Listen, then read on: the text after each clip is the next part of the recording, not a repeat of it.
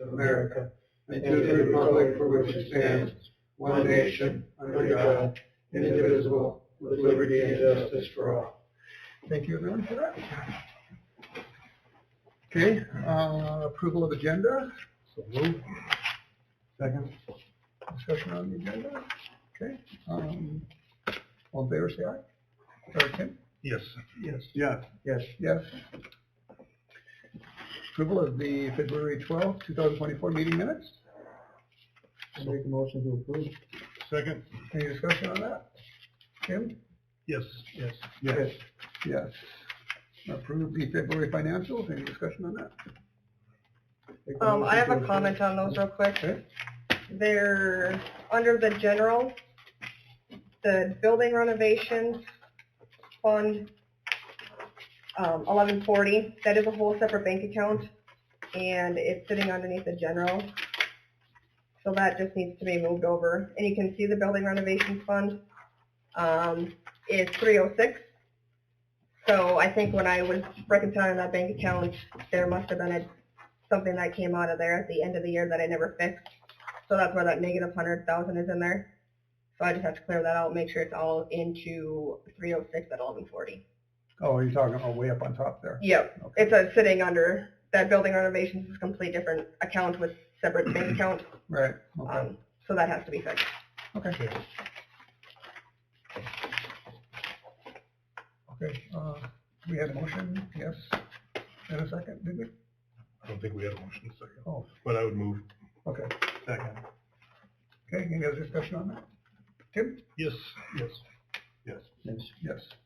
Okay, Discovery Wind Project update. Come on up. These are nice comfy chairs. Very inviting. Feel free to stay for the whole meeting. Up here? Quite sure. why Get not? Well, thank you for hosting us. I think Carson's going to be passing out copies of our handouts if you I have don't have them. You got it already? I do. Does Anybody else need a copy? Sometimes, I mean, as much as it's really handy for electronic, I like paper still too. Yeah. So, Yeah, I get all my stuff in paper. I don't do that. well, we spent a lot of time on putting our colors together, so we're glad that we can. No, thank you. Yeah, thank you. Thank you.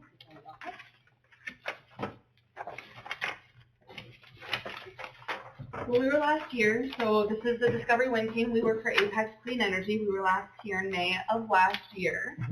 We've been really busy and we have a lot to share. So we're really excited about this update. We have from our team, we've got Sean Stalker, who's the Vice President of Development for Team 1.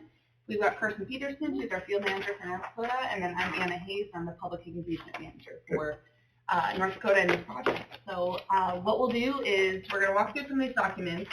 Sean's going to kick us off, and we're going to do a kind of project overview, make sure that we're all, on the same page about the Discovery Wind project. We'll talk about the tax revenue numbers that we have that are very recent and accurate. We're excited to share those with you. Okay. And then Carson and I are going to talk about our community giving, and that's going to be the scholarship document and then our grant program sheet. So we'll kick it off with Sean, and then we'll take it from there. Thanks, Anna.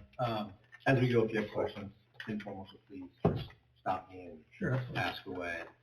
So since we were here almost a year ago, we had finished our site control. At that time, we were still working on it. We had shifted the project area. It's east about 3.5 miles from Washburn. We had to skip over the airport for FAA plane reasons. But we have full site control, and we had to work to get our transmission line back about 18 miles worth of transmission back to the new substation that Rainbow Energy Center is going to be building to connect into. We've secured everything there. We're down to coordinating with Falkirk on the land that they own right there at the end, just to make sure that everything's clear on where we could be, where we should be, and if we need any higher poles for mining operations currently or in the future. So that's kind of the final stage. So just question. So the transmission center will be on Falkirk mining land then? Rainbow. So Yeah, Rainbow land. yeah, but we cross some Falkirk land to get to that. Okay. So yeah, they're going to be building their new substation just to the west of the existing substation, Okay. if you will. Yep. So, So we've got everything secured. That was a requirement by the county before we could come in. There's a two-step process, refresher here with the county. Under the new ordinance, we have to do an avoidance zone first. So we'll bring our map in to show them the project area, and we'll look at that, and hopefully they'll say, yes, we're okay with the project area. You've got good support, which we do. From there, then we'll go into the conditional use permit. So the avoidance zone is the first step. We are submitting that, we hope, this Friday. We should this Friday. I'll say 90% chance. And then about a month from that will be the public hearing. I'll have to do 2 notices in the paper. We'll get it scheduled, so may call it the second week, maybe third week of April, for that avoidance zone permit hearing and approval. And then once that's complete, then we will submit our conditional use permit. Shortly after that, that's another 60 to maybe 90 days. And once they've approved everything, then we move it into the Public Service Commission. So we've got to get the county, and then we go to Public Service Commission. The project is roughly 29,000 acres. We signed more than 50,000, but that's where we started and had to move. So we've got extra acres that won't be included in the actual permits. Up to 94 turbines. Right now, it looks like it's going to be a 4.5 megawatt machine, so there'll be 94 of them.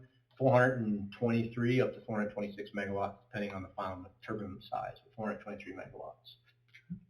The anticipated construction start, assuming permits move along as the normal time frame, would be construction would start in summer of 25, so a little over a year and a few months from now, and then turbines would go up in 26 and be operational before the end of 2026. So that's the quick high level of what we've been doing. Again, it took us a long time to readjust our area. We have coordinated heavily with U.S. Fish and Wildlife and North Dakota Game and Fish. We have, I'll call them letters of support, or at least acknowledgement of the design, the areas we avoided, the places we're putting turbines as the most acceptable for them. So that's very good news. You know, they have actually given us letters to go in to the county with to say that they are supportive of what we've done. And we've obviously coordinated with Falkirk and Rainbow and the landowners and McLean Electric. We've talked with them and many others. So a lot of coordination has gone into it. So you said construction would start in summer of 25. Mm-hmm. Okay. The plan. Yeah, pending any delays. You know, So that gives us a year to find housing. Yeah, so Yeah. construction, and you know, talking with the construction team, up to 300 workers, out here. So you know, it'll balloon up to that. It'll obviously start a little bit smaller when they start scratching in roads, as we call it, and doing some infrastructure. But then once we're doing all that road work plus start putting up turbines and pouring foundations, you'll see that grow to 300, roughly plus or minus workers. You know, that process in general is, as you can imagine, it's to our advantage to use local. So as you know, some of that skilled labor and won't be able to find it locally, but as you know, there'll be job fairs and things done through either us or our subcontractors as we get closer to construction. Okay. Any questions on the? Yeah, what kind of people are you going to be using for maintenance on these things? So they're trained. They go through schooling to be able to operate and maintain the facilities. Operations is there's local monitoring, but there's also remote monitoring 24 hours a day. Up to 7 full-time employees. And again, they go through, and we'll talk a little bit about in our grant and also our scholarship program, and helping students move into that field and get trained up to operate them, maintain them. But they'll be local. There'll be an operations and maintenance building within the project site. It's best to have it right in the project, being east of here, so it's that turnaround times are quick. If they need to go out and reset a breaker or look at something, they can get there rather quickly. I mean, it's a large site, so it takes a little time to drive across it. Now, the big maintenance item on these things is actually the motor on top, then, correct? They check all the bolts twice a year. They'll look at oil. They'll change oil as appropriate, but yes. The transformer at the base and the other things are fairly low maintenance, correct. How close is the nearest wind tower to Washburn? Or is that, Yep. Or are you going to talk about that later? No, that's a good question. The closest potential wind turbine, so we have cited, and we go through the avoidance zone and the conditional use, there'll be maps, and we'll talk through this. We have 106 potential turbine locations. As I mentioned, we only need up to 94. Okay. We always need alternates, because as you get in, Right. go through all your permitting, get into construction, things can change. So So the closest potential turbine location is about 3.3, 3.4 miles from here.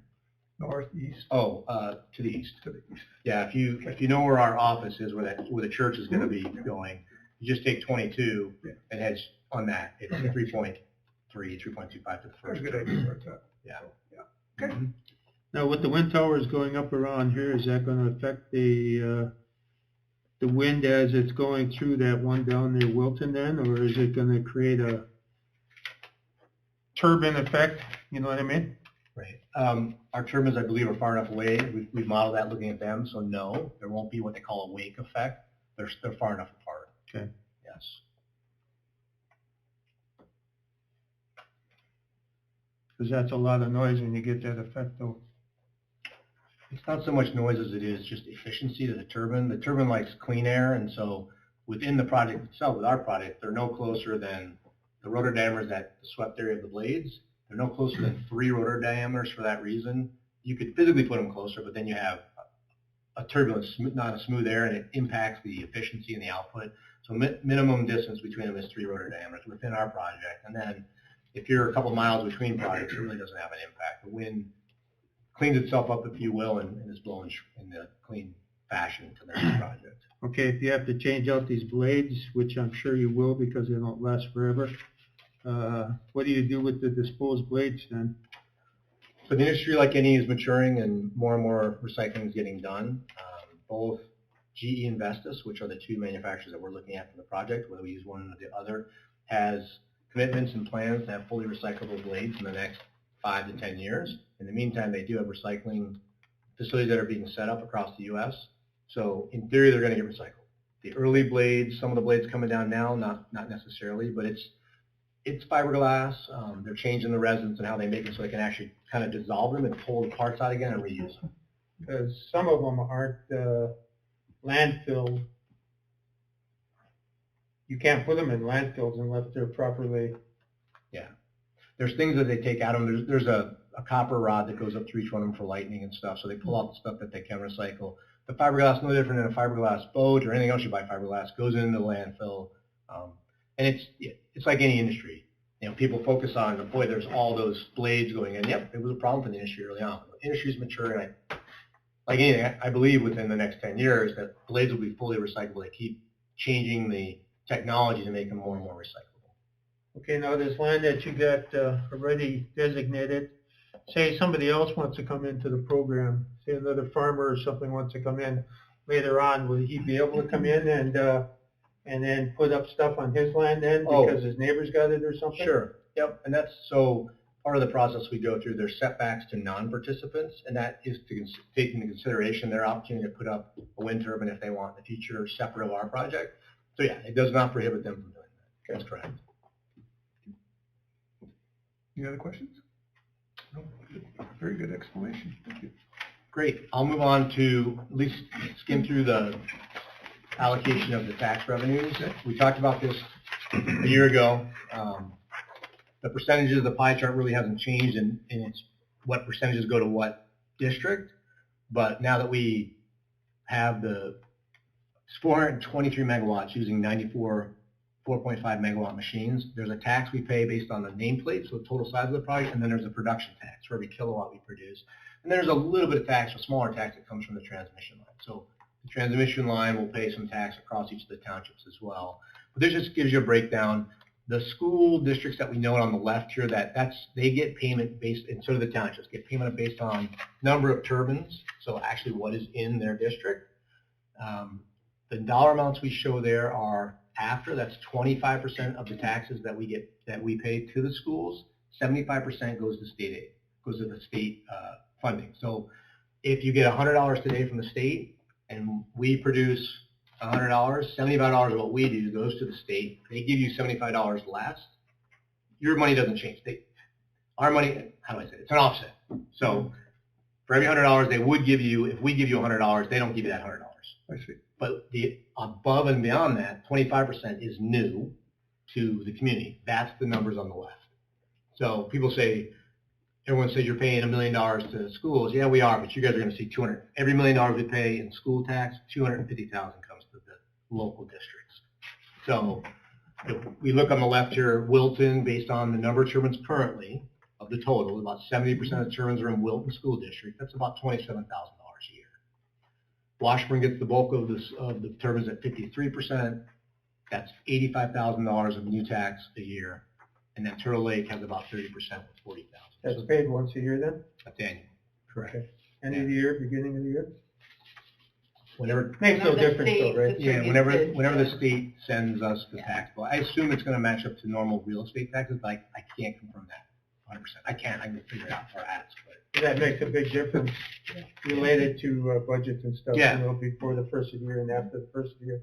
Because then you carry over to the next year then, correct? we can get that answer, and we will. We've been working and talking with the schools, so I'm sure we'll get to that point here soon enough. But when can they expect that revenue? Sure. Okay. And then you can see the breakdown. We just put the percentages. You know, there's some goes to the state about 33%. The rest comes locally between the McLean County and the townships. Fire, ambulance, you go down the list. The townships. Very good. So the total taxes annually that the project will pay is about $1.8 million. Most of that is I'll call it the nameplate tax. The majority of the tax is based on the size, so it's consistent revenue. The part that's not is a smaller portion, which is the production. So it's wind. Some years will be stronger than others. So some years will be a little more tax, some years will be a little less. And this is the average, if you will, for each year total. But the majority of it is based on the nameplate. The state, when they looked at this, were smart and said, we tie it to nameplate, it's a consistent tax. We just do it all in production. Where Minnesota is all in production, it varies quite a bit year to year. Okay. So it's a little less variable here because of the smaller portion that goes to the actual generation. So where does the maintenance come out on this pie chart for keeping up the towers and stuff like that? So it's not part of the taxes. The maintenance is on us as the owner operator. That's separate. That's part of the business, if you will. This is just the taxes we pay. Any other questions on the tax part of this? With that, I'll turn it over to Anna. Well, you've heard us share a bit about this already, and I think it's a great follow-up to tax revenue conversation. But one thing we've been able to really kick off, I'd say, in the last year and spend a lot of time between the public engagement team is our community grant program. So this document right here, this is going to outline our community giving.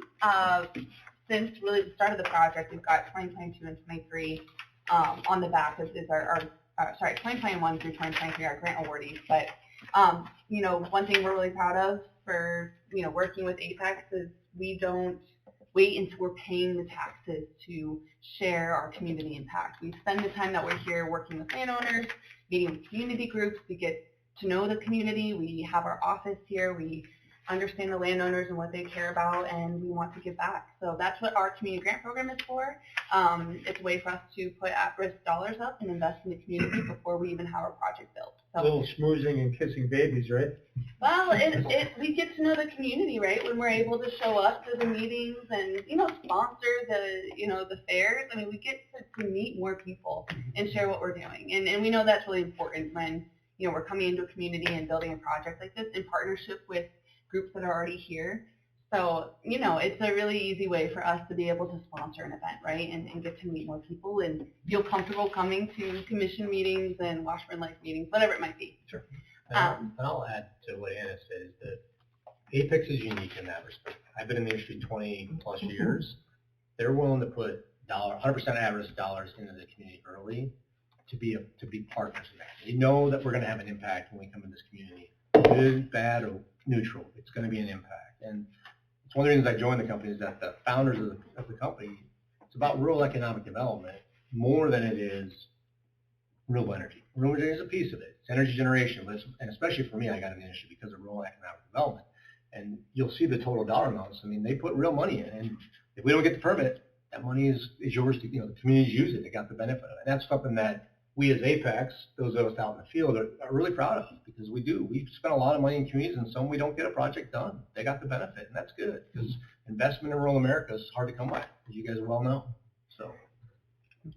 Yeah, so to that note, we have donated over $180,000 in our community grant program since the start of the project, and as of last month. And then on top of that, we've done $33,000 in our, sponsorships, kind of the more, we sponsor Washburn Taste of Washburn, or we the Clean County Fair, whatever it might be. Those are ways that we're able to give back and invest up front. So that's over $200,000, and we don't plan to stop that anytime soon.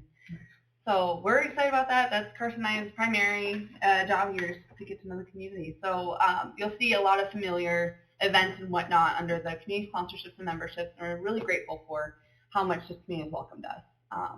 It's really been a lot of fun to work here and get to know everyone and see every cemetery we possibly could. I feel like that's something Carson and I both have done. There's been a lot of requests for supporting cemeteries, and those are the ways that we wouldn't know that unless we put something like this out there. So who's going to be here? Either of you two women going to be stationed in this area then, or are you just around the whole state then? So Carson lives in North Dakota. She did live in Bismarck. She now lives in Rugby, and she will be here hopefully for a long time with Apex. So, she travels across the state, and so do I. So we come in as much as we can. She won't be living in Washburn, to my knowledge. She might have. I don't know. I'm marrying a farmer, so that is not an option. But that said, we come here all the time. She's been at a lot of Washburn Life meetings every month. We make that opportunity quite available to us, and that's our primary role, to be able to travel and be here for things like that. And we'll work in partnership with the team that's here, and finding those opportunities that might develop beyond what we already know. So that said, on the back you'll see the unique grants that we've done. You'll see 2023. That's the year that we were like, okay, well we have a robust grant program, and we've got time, and we've got relationships, and so let's start giving back. So hopefully you're able to see causes you care about, things that you know about. A lot of them have come through Washburn Life. They've been a great partner for us to connect. As you know, Washburn is one of the biggest communities that we'll be in and impacting and hopefully partnering with. So that's worked out quite well. I'm flopping back and forth. I'm going to switch back to the front page. But the other thing we're really proud of for Discovery Wind in particular is our partnerships with all of the local schools. So Wilton School, Wilton School District, Turtle Lake Mercer, and Washburn have all been quite welcoming and receptive to us presenting the project. We know how much impact there is, on their budget, their workforce. Hopefully, we want to make sure that they know that we want to add to the opportunities that are here. Only add, and there's a lot of ways that we are hoping to do that. You'll see we've invested in, the facilities that all of the schools are looking to expand and grow. And so it's been a really awesome time for us to come in and to support that need, and we hope to continue doing that in the future.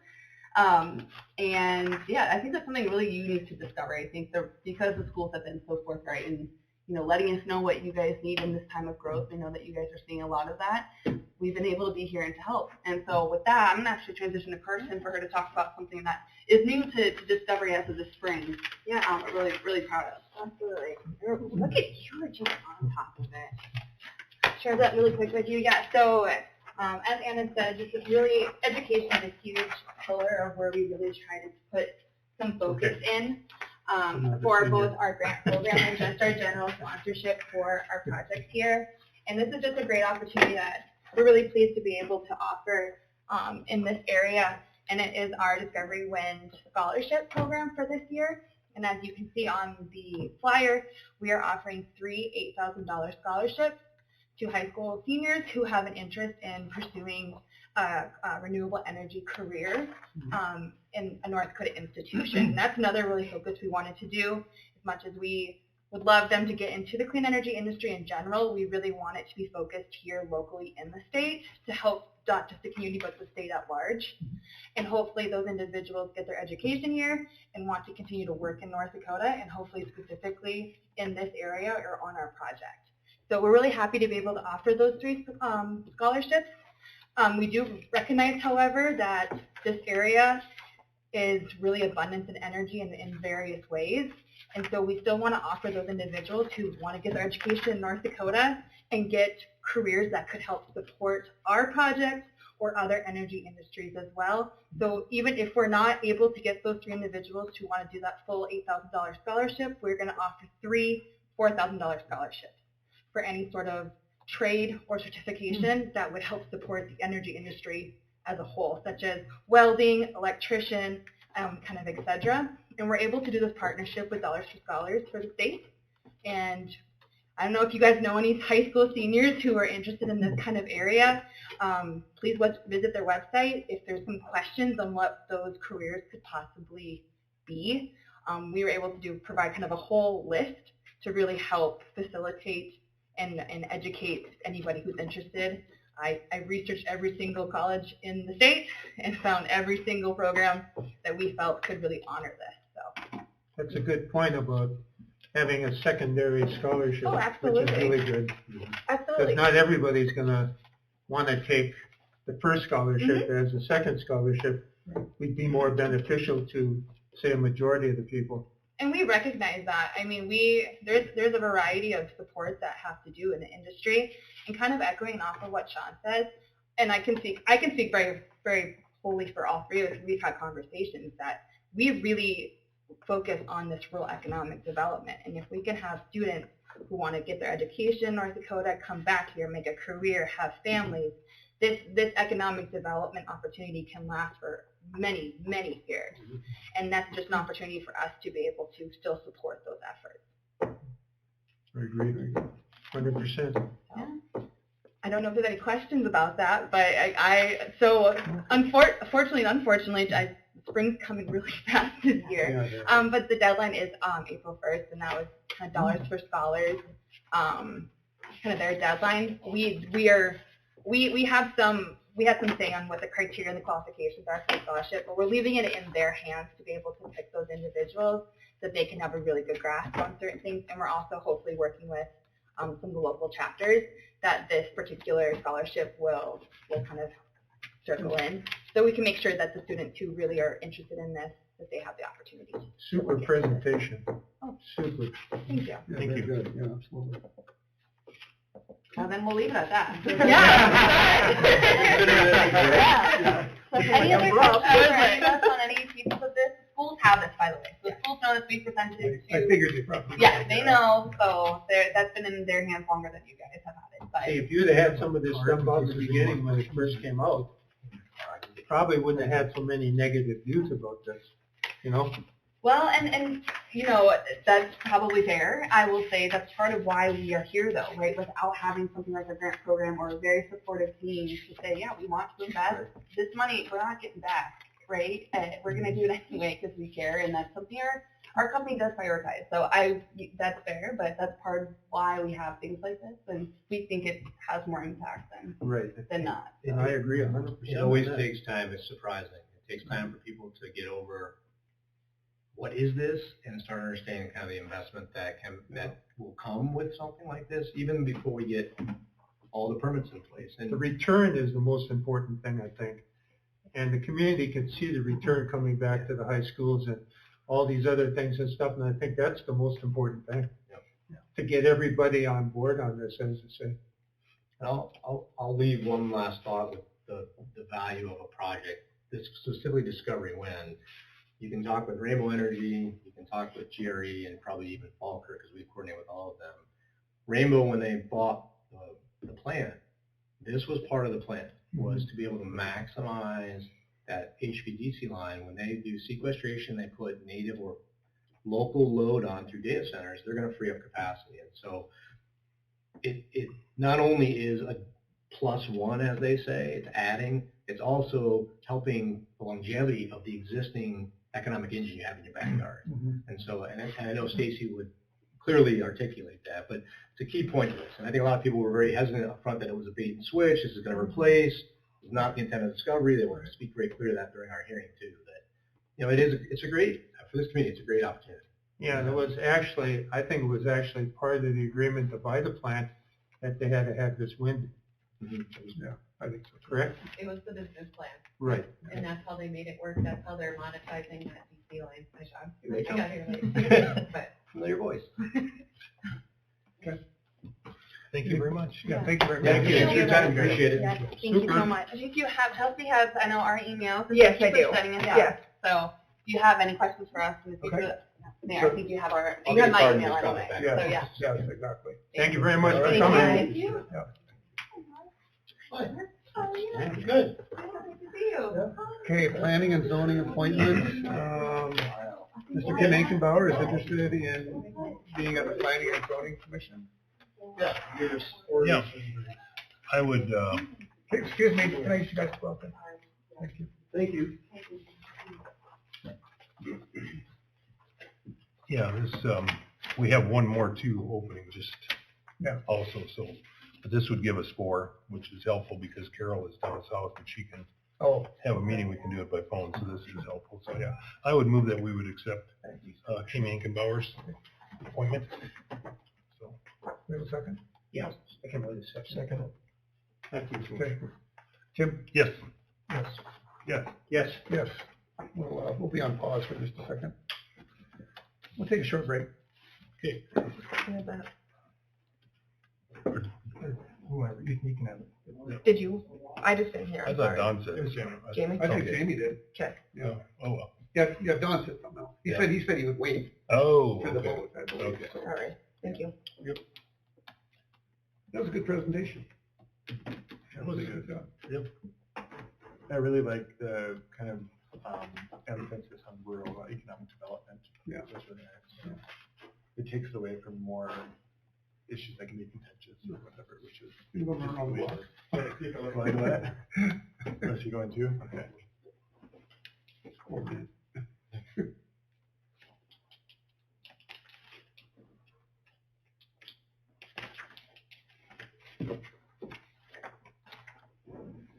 Larry, how many units how many units are they gonna put in? It sounds like 94. So it sounds like.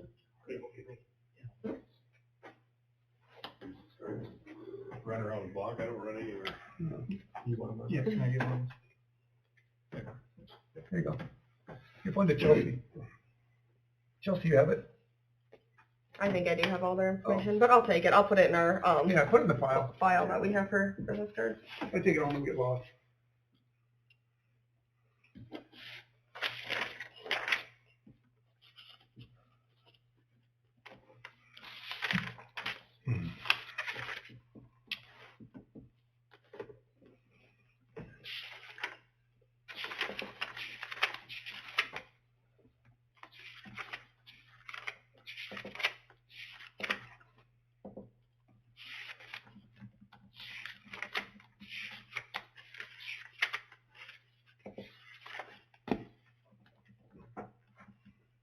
So you're taking minutes? Yeah. Thought it'd be smarter.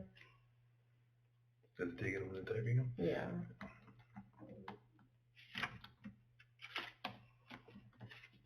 I'll just, get caught up.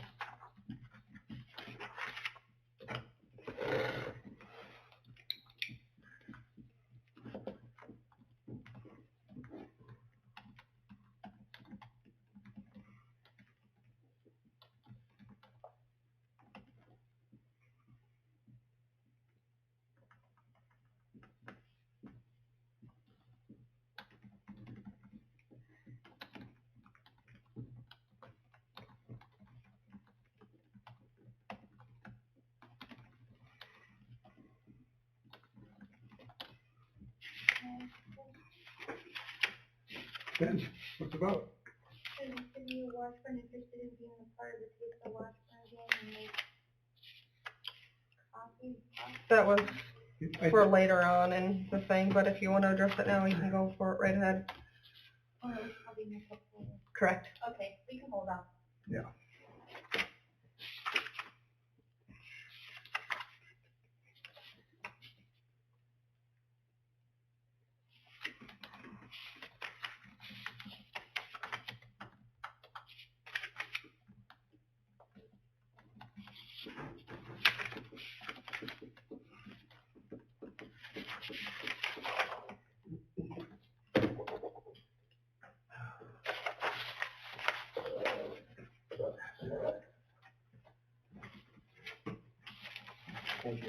Absolutely.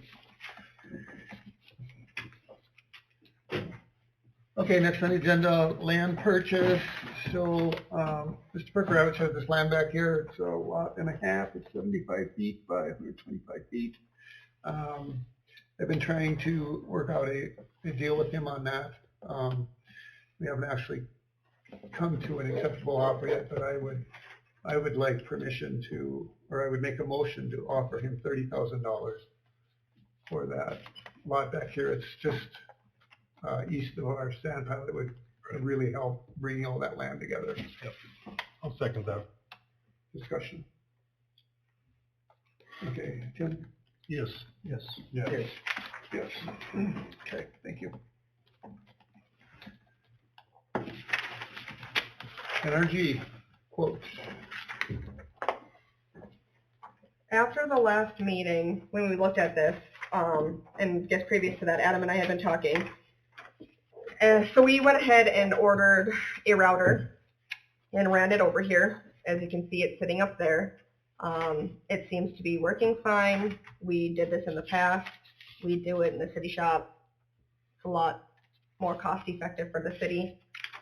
But with this energy quote on here, they do have that sonic wall upgrade. The one that we do have currently is at least 5 to 6 years old. Otherwise, everything's working. I guess within talking, our recommendation, I guess, would be to move forward with upgrading our sonic wall, but not having that extra Wi-Fi, the access points, and this additional cost put into here. So the sonic wall would be the 2657, correct? Yes, Okay. with that labor in there. Pardon me? With that labor in there, yep. So is this, I know you had mentioned earlier about, we're not getting the speeds we're paying for. Would this allow us to get the speeds that we're paying for Yeah, on the internet? right. No, but it'd be way faster. Do it that. It's just because of the nature of it's a firewall, so it doesn't, you're not gonna get one-to-one unless you pay a lot of money. Right now, we're getting 1/10 of what we paid for. This, we're gonna get half of what we paid for, which is more than enough for what the office is ever gonna need it for. What would that figure be in relationship to? So we we pay for a gig up and gig down. This will be about 500 megabits up and down. Oh, really? And we're not getting anywhere. We're getting 100 right now. It's the maximum from that firewall or sonic wall that we have now. This is pretty much guaranteed to give us that, correct? That's what it's designed to do. Well, what if it doesn't? Well, Are they gonna stand behind it and say, eh? the one that we have now is designed to do 100 and it does 100. Oh, okay. Well, So you're proposing just a sonic wall? Yes. I make a motion just to purchase a sonic wall then. For the 2650. Right. 265070? We have a motion, we have a second. I will second that. Okay, discussion, I have a question. On the bottom here, it says description, network firewall management, reoccurring fee of $15, and wireless network management, reoccurring fee of $10. Is that something we pay every month, or is that not Yes. part of this, or? No, those are reoccurring fees that are already a part of our monthly payment to NRG. We already pay those? Correct. Okay, that's what my question. Yep. Okay, any other questions, discussion? We have a motion, second, Tim? Yes. Yes. Yes. Yes. Yes.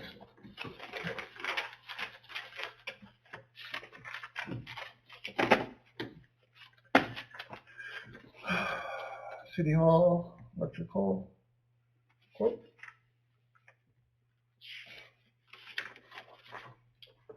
So this is a quote for repairing the riser on the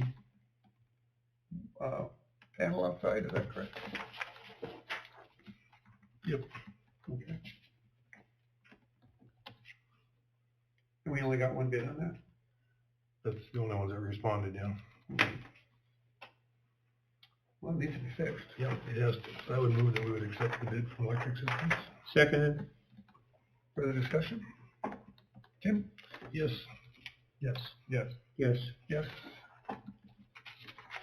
And then City Hall Water Treatment Plant maintenance, that looks like plumbing? Yes. We have, the men's urinal was repaired, but there's still, he fixed it to go, but what was wrong with it? That one piece that he had to come back and refix. The women's toilet, Yeah. again, is not functioning. And then I'm not sure, the water treatment plant has. Well, okay, so here in the office, there's the women's bathroom. In the utility room, there's two old style turn valves that need to be replaced. When we shut them off, they leak and they don't seal all the way. There is some improper piping out of the hot water heater that needs to be replaced, and it's also leaking. And at the water treatment plant, we have the leaking 2.5 inch valve that needs to be replaced as well. So that's included in this, the water treatment plant also, correct? In the total, it's a, That's right there. yeah, yeah. Yeah, the top one is for the water treatment plant. Yeah. So the total for both would be $3,085 roughly, is that what it looks like? For both? That's my adding is correct? Yes. $3,085. This is that pipe installation is excluded, is that not necessary? 'Cause it's- We probably wouldn't have to do it anyway. Like, it's the same pipe. Yeah, it's not Okay. needed. It was insulated for whatever reason during construction, and we probably don't need to re-insulate it. I know at least in the back room there, it's been bad it was bad when I worked here, for Pete's sakes, it's bad. Leaks and goes down the drain. Yeah, I'll make a motion that we accept the bid from Northern Plains. I'll second it. I have a question. Yes. Our water heater back there, is that good to go? It's still working. Okay, I'm just yeah. asking, because I think it's been in here a while, hasn't it?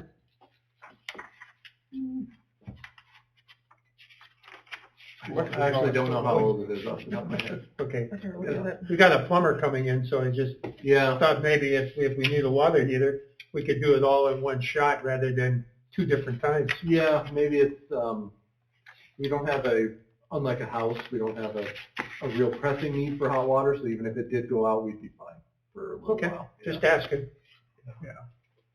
So, Okay, okay, Tim? Yes. Yeah. Yes. yes. Yes. Actuators at the water treatment plant, I'm assuming that's Core and Main. Yeah, these are the actuators we've been replacing for several years now. We just took a handful and replace them every year. It's going to be ongoing for several more years after this. We've been using Core and Main. They're the ones that kind of organize this whole thing for us, and that's what we decided for this year. We need this many more. We need about 70 more. So we only do so many every year. We need that many valves, huh? 70 of There's a them? lot of valves in there. Yep, These are all the automatic valves that, all the automatic valves. when Yep. everything is working. Yep, right now they have, not to get too into it, but we have actuators in there that aren't they don't do their job very well. But during construction, we had certain requirements that required we needed to buy this type of valve. And this Control actuator is the standard, basically, for the industry. They work really well. Well, I make a motion, we approve and order these valves. I'll second that. Questions, comments? Yes. Yes. Yes. Yeah. Yes. Yes.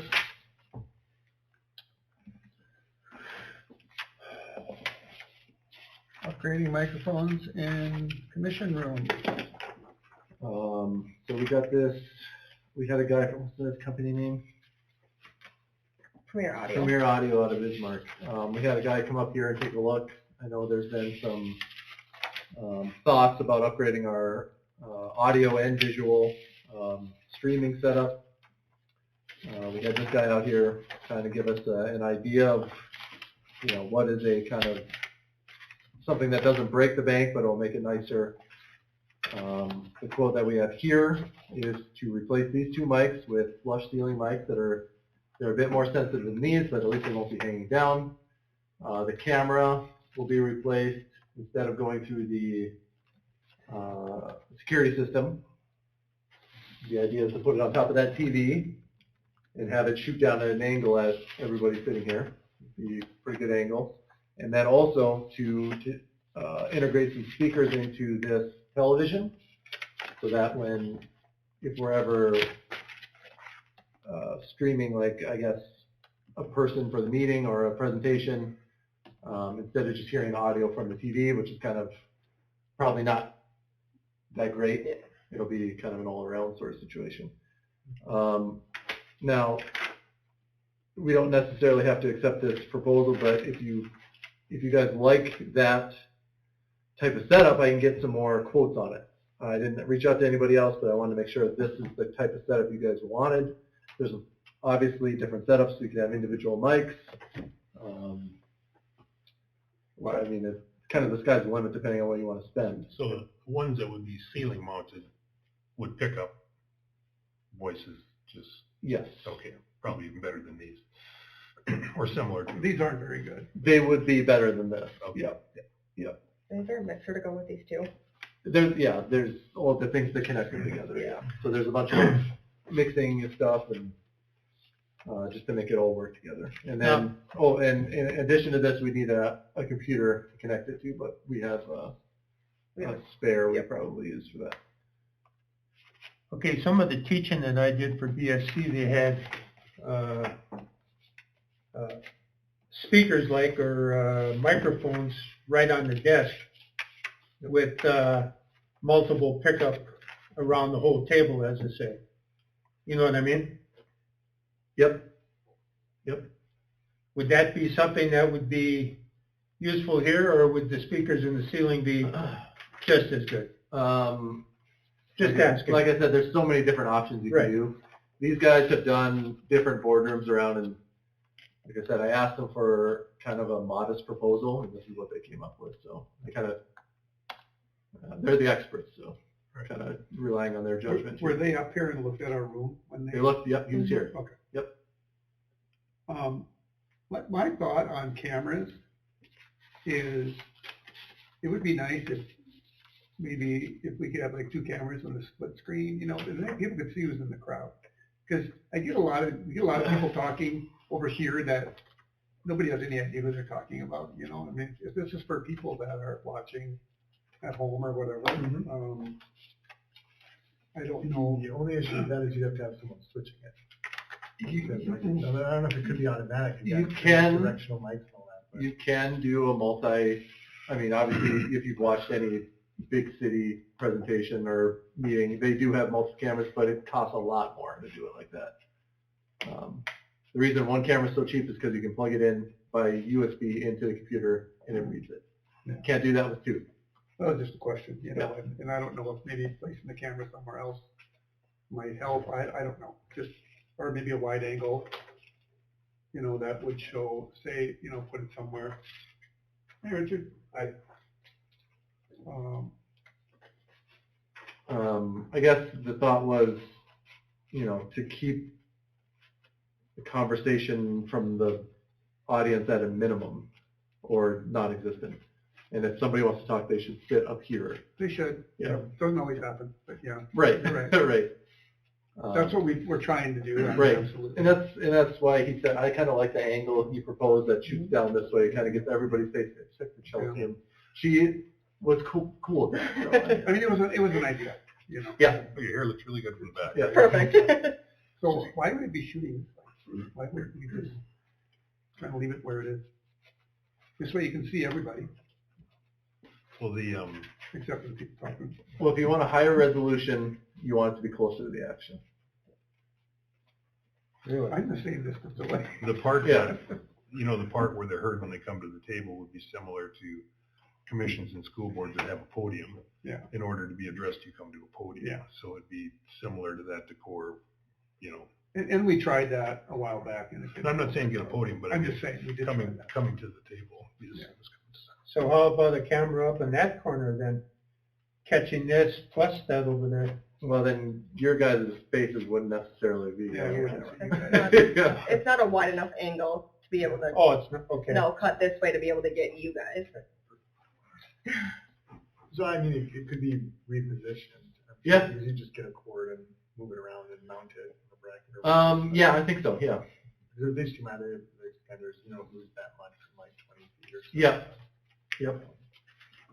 I know we definitely need a new mic system, that is for sure. These are terrible. But I would say go for some different things. Oh, ask for bids, proposals, so. Yeah. And just to talk about the mics, I do like the ceiling mics, I mean, like, look at our table right now, you know, like, there's a few spots where you could have it, but what's the difference between like right out here and right up there, you know? It just makes more sense. Like, if we were all with just this, you know, then that would make a lot more sense, because there's a lot more room on the table, but everyone has stuff everywhere, which is fine. You know, it's just kind of fit it better. Yeah. Especially if they pick up fine, why not have them out of the way? Yeah, for Right, sure. is that what you're saying? Absolutely, yeah. And for somebody that talks really soft too.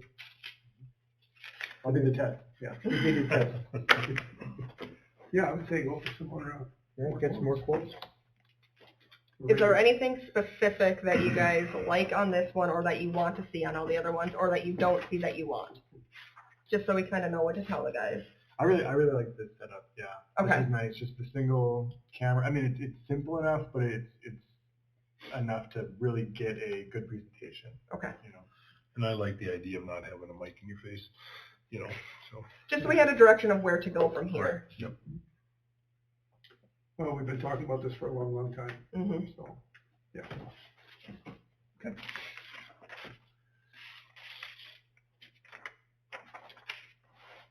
Any further discussion on that? Richard, we discussed that land purchasing to offer you, okay? Did you want to discuss that at all, or? Sure. We're offering 30,000. That means I'm supposed to come sit up here. Well, yeah. You can, or you don't want to. Something to do with the camera or something, I don't know, I've got it. The speaker. What the camera, the speaker, okay. I would like to see more than 30, and my reasoning is, I've been approached more than once by members of the commission, and it's their job to go out and find out, investigate, whatever. And it kind of started when the commission offered Danny Butler some money for his lot, and the lot that I have is about half the size. And I think the offer at the time was like 50,000 for that lot, and then 25 for this kind of made sense, half the size. And I didn't, when the offer was made, I didn't think 25 was enough. And after inflection, talking with my wife, she pointed out that, well, you know, half of that size makes sense. However, you invested a fair amount of money to get rid of the trees that were there, fill the hole, have it compacted, and have it leveled and ready for a building. So right now, all I need to do to build a building is put gravel down and pour the concrete. How much would you want for it? Have you thought about it? Well, I would like to see 38, because that would recoup what I invested in moving the dirt around, because it is ready to be either a parking lot or a building lot. You know, if you're going to go with the floating slab, even if you're going to go with the foundation, the compaction has to happen, and that's already been done. It's been cleared, it's ready to go. So it's money you don't have to spend.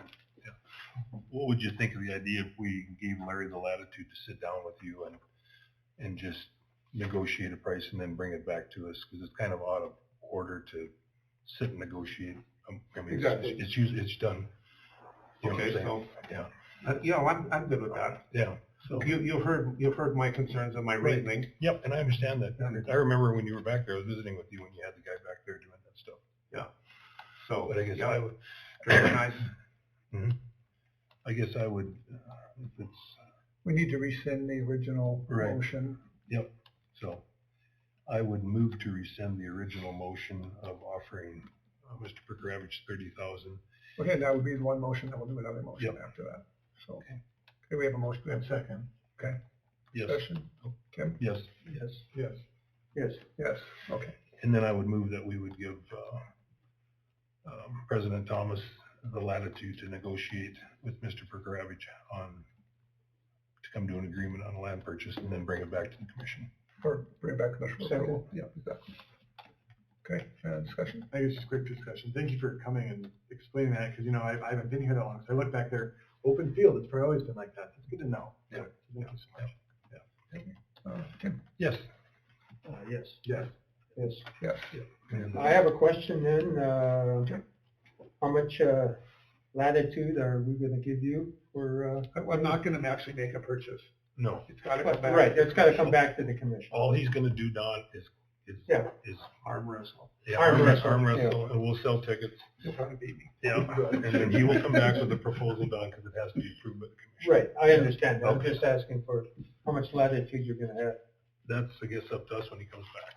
That's up to me. That's up to you, okay. Okay, thank you, Richard. Thank you, Thank you, Richard. Richard. Thank you, Richard. And go back to the update. Good.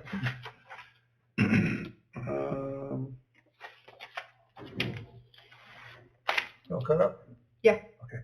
Publishing meeting minutes in the paper? So Keith and Chelsea, you can help me here. A month or two ago, you guys gave us permission to meet with the school. They had a committee of 3 and we were discussing different costs concerning publication of minutes in the local newspaper. And every 4 years, it comes up in the local newspaper, there's on the ballot on whether you want the minutes published or not, and you check yes or no. And if you go back in history, it's a very, very old ballot measure when newspapers were actually the only thing that was available to get minutes out there.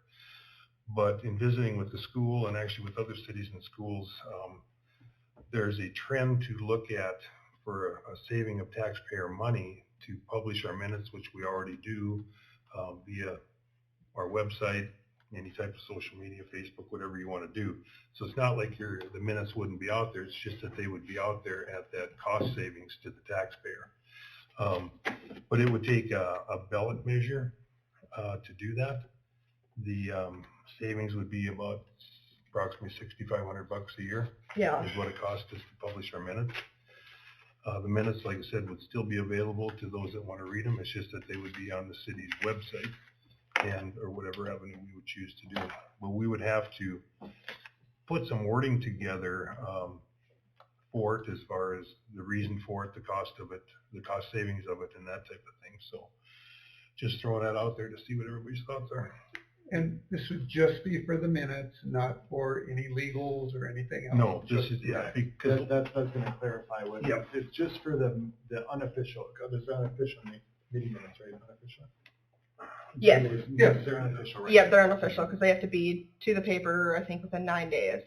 So how it's been in the past, along with there, it just says that shall the city, whatever city of, publish its city governing body minutes in the official newspaper for the next 4 years. And then you vote yes or no. Currently, they are up on the website, and then they get published in the paper. There's other ways we could look at putting them, if to go away from that of saving it, but it has to go to the vote of the people. Because, I mean, the public notice system would still be out there for bigger. like bond issues and things. Bond like issues. that. Absolutely, yeah, absolutely. And I mean, even it kind of relates to our last thing is we're getting our live broadcast out there more succinctly. So I mean, you can't get better meeting minutes than that. You know, so we can go watch it back. But obviously, it's nice to have it in front of you too. But Plus, all our meetings are able to bring it up years and years from now. And yeah, because they're all saved and recorded, you bring them up anytime. and backed up, yeah. They're all backed up, there you go. So I guess it's an issue that we have to decide what we want to tackle or just, but it would be a vote of the people that would have to, yes or no. Well, we would have to have this by We would have, April 8th. correct, we would have to get direction tonight in order to, we can't wait till next month. Could we put something on the ballot with that, say they want to vote yes or no, and it, the actual cost figure, what it costs to put into the paper in a year?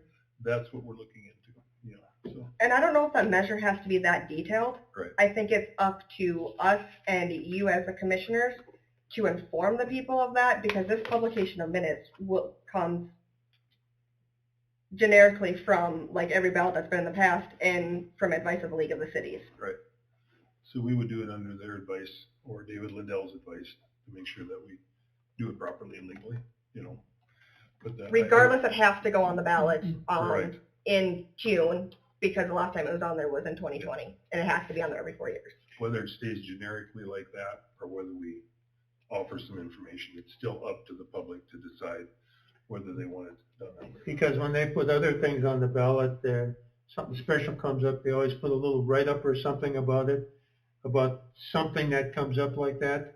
So you know, because not every one of us reads everything that's happening, you know, so just a little write-up would be all you'd have to put in there. You mean on the ballot? Yeah. Okay.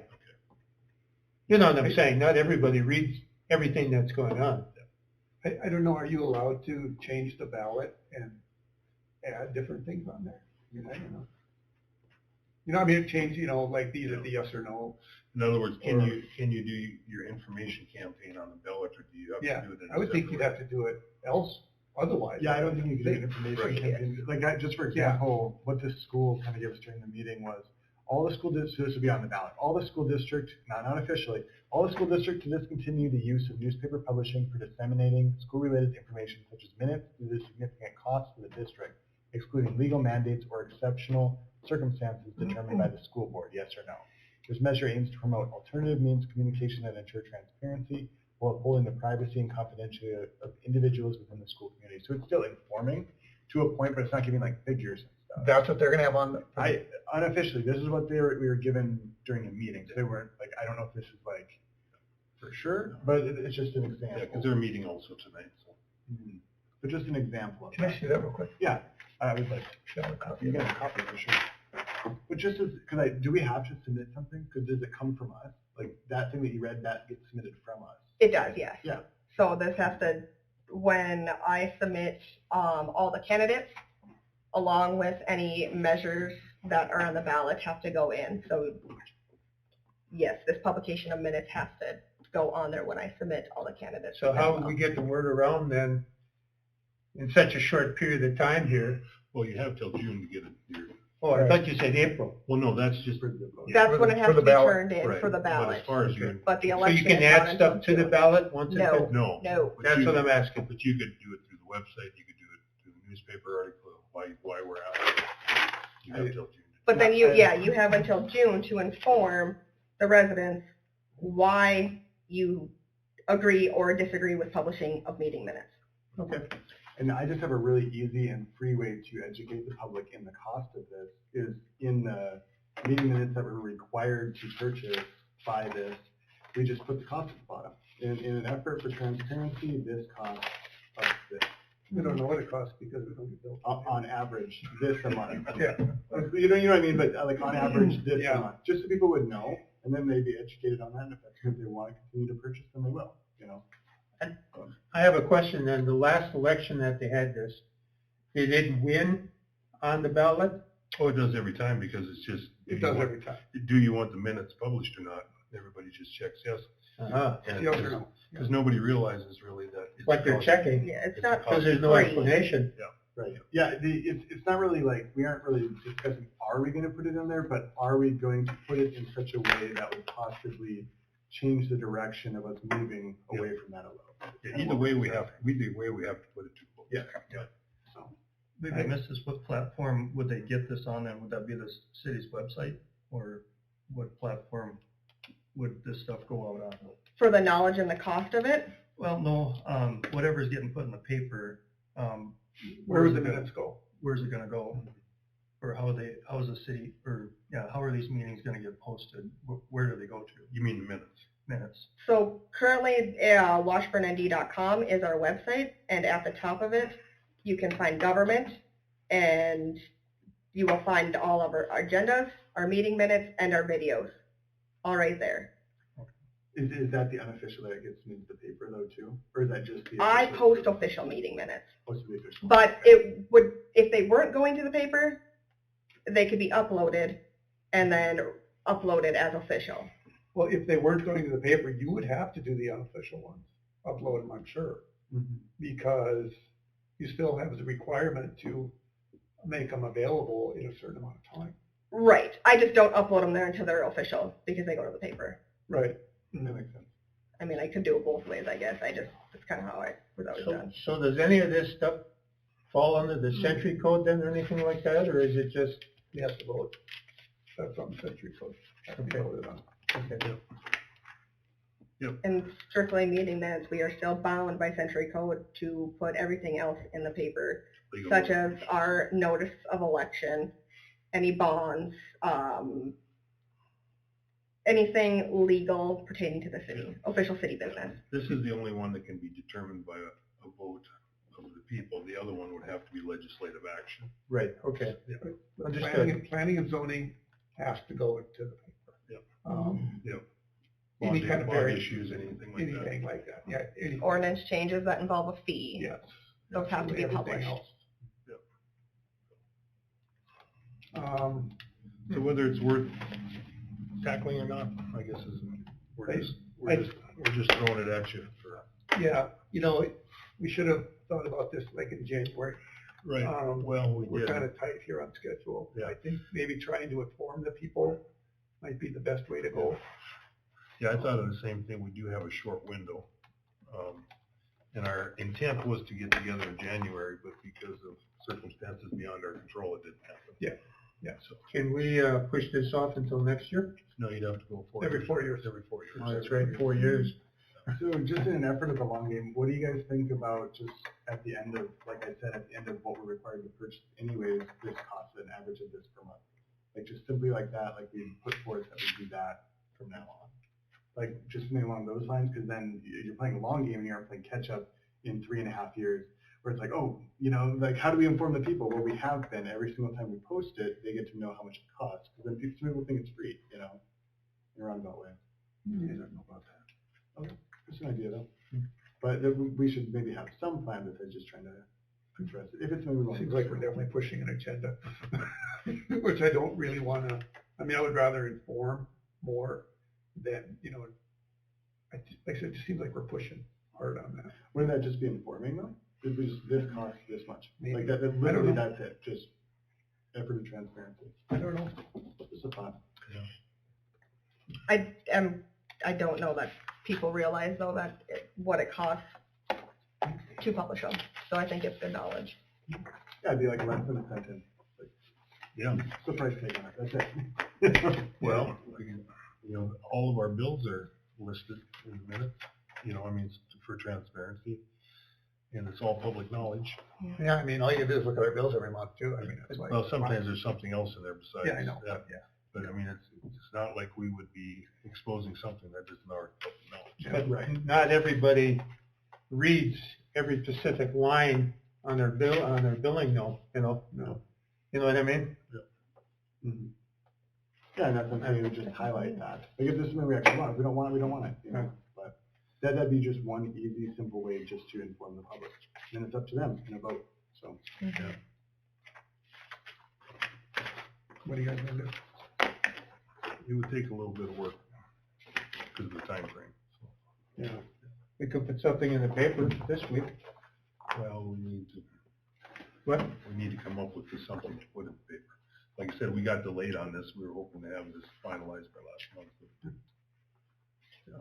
circumstances beyond the others that could be with us. So,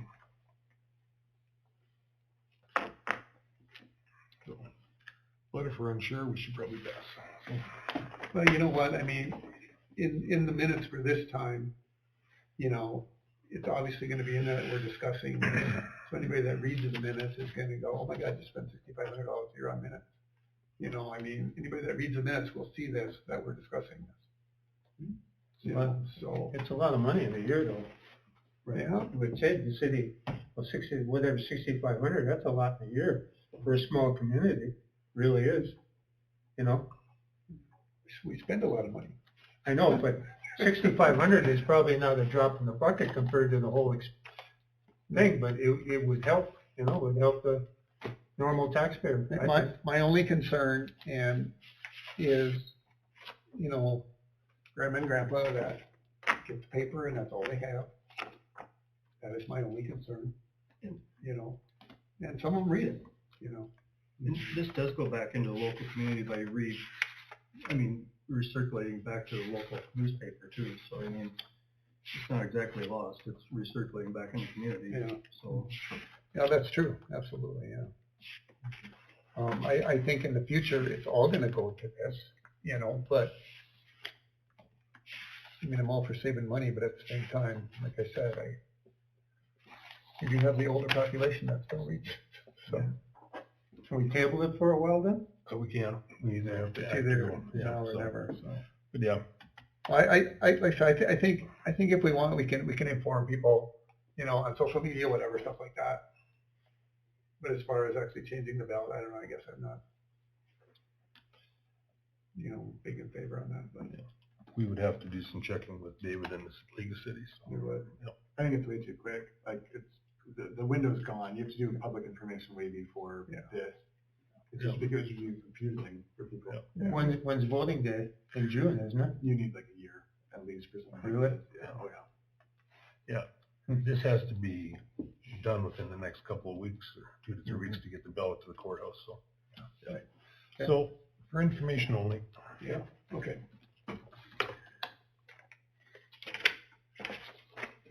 Right, Chelsea, right? Memorial building update. Tim, I think you had that one. Yeah, Dean Bergstead had got a hold of me, and first of all, I'd like to thank the Legion for all that they've done over the years.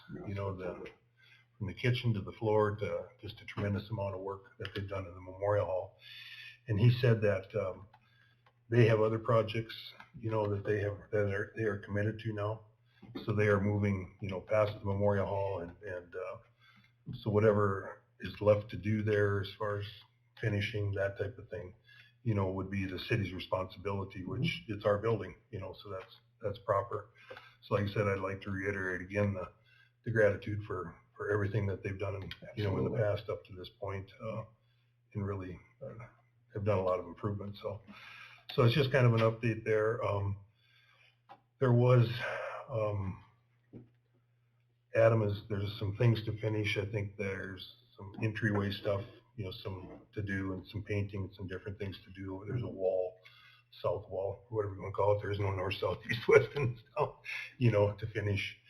And then also originally there was a plan, probably a year ago.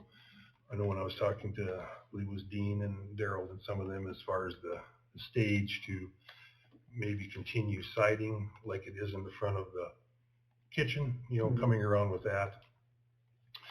You could put paint on there, but you would have so much filling to do because there is stuff sawed up everywhere there. But I think that, my opinion, that would be a waste of time. I would rather see that something take the time, it could be a winter project for a contractor or for our guys, and but put some planning and some thought into it as far as the stage in the front of it. Rainy day work, absolutely. Yeah, so anyway, that was just kind of it, and I thank them for all of their, and I thank you for, I know you put a lot of work in there too, Mr. Kinsley, so thank you.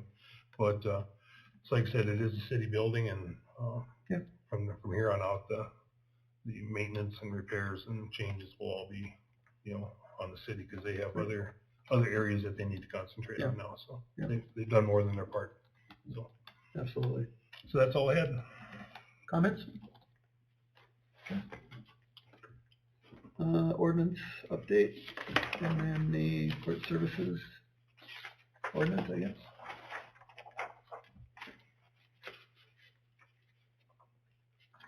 Want to explain this, Chelsea? So What's that? Want to explain what this is? And then we'll go to the court services ordinance after that. Bypass everything that is in the packet of updating the City of Washburn ordinance. And if you go to page 7, it says Article 4, elective officers other than governing body. This is written as it will state.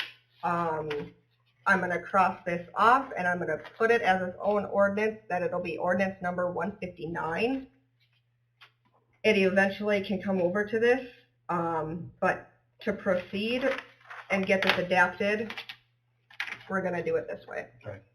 So if I may add something, the packet that you got from Chelsea there originated from the League of Cities as, I don't know if you call it sample ordinances, that type of thing, to try and clean up some of ours, something we're working on in HR from time to time. I know the school, they get sample policies after every legislative session to make sure that they're up to snuff as far as legality and that type of thing. So we were able to get this information to, I believe it's pertinent more to cities our size, correct? Yeah. Yeah, okay. So, but anyway, so that's where all that came from for future reference and future research to try and tidy up some ordinances that we might have. So, but anyway, I'll let you go ahead, Chelsea, with this ordinance. It's something that needs to be done because we switched the judgeship. So the court service contract that was signed back in January has now transferred all our tickets that are being written by the sheriff's department to district court.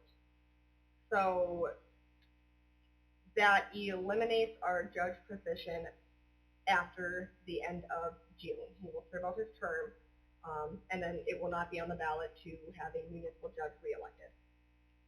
But effective January 2nd, when this court service document was signed by all 6 parties that needed to have signed, the sheriff's department now started writing tickets into district court. We no longer see them down here. You can see the breakout how the city shall receive 20% of the amounts collected, the county 20%, and the state 60%. But we need to adapt this ordinance to allow district court to take over all the monetary issues that will come with this. So I was working on updating all our ordinances because this one really from like the beginning of inception of the city of Washburn. But to do it now, so we can pass it, I'll change it to city ordinance number 159. I'll read it to you. We can have the first reading so that we can have a second reading and get it implemented, and we're good. So most of our ordinances start just simply with an ordinance drafting the district judge. Yeah, I think we need to put that in there. And the rest of the bubbles. And once we change it over, 'cause that's where all that ordinance stuff. See that again? Well, we're just gonna add that on to the beginning and read it. It'll be good.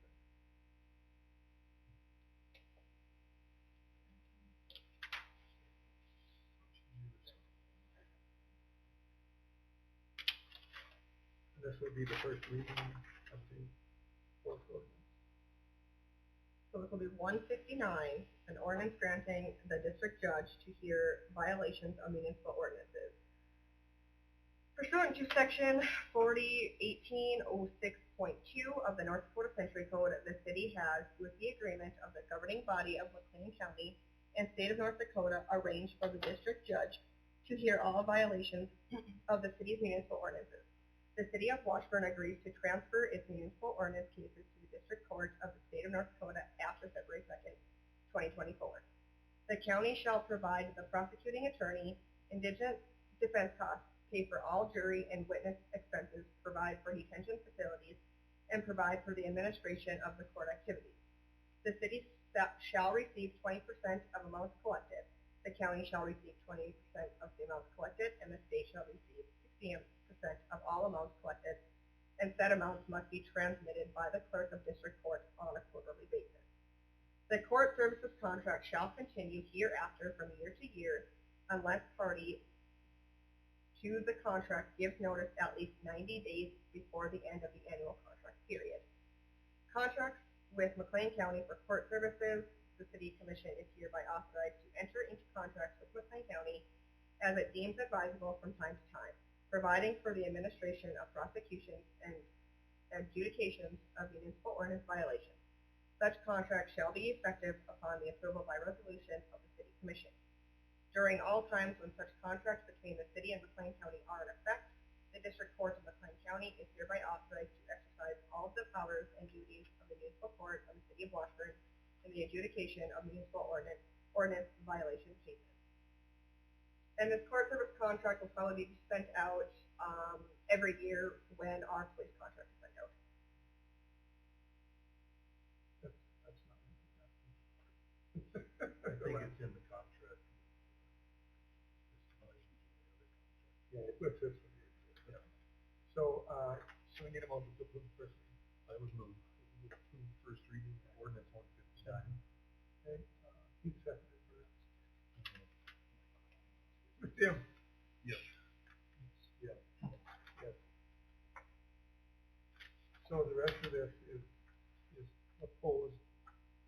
changing how our ordinances are listed, or whatever, or whole rest of this book.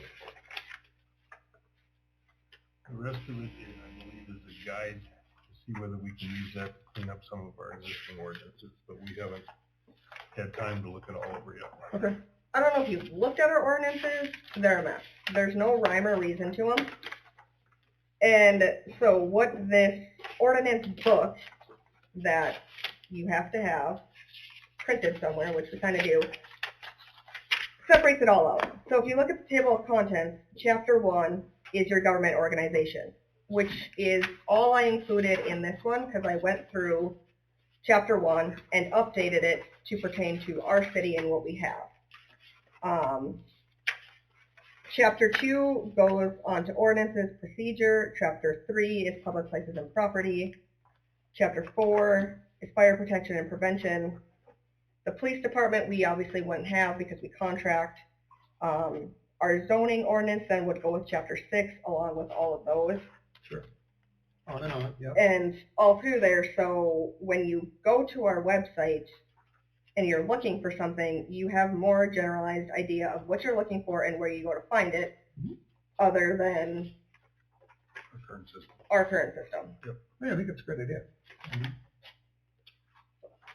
So, one thing we're working on, Keith. Yeah, I think it's really good. But giving you just one section without giving you this was more On the ordinance. Yeah. for you guys to see what it is going to look like than just one section and having no idea what's going on. Okay. So that's an update in progress, correct? Yep. Okay.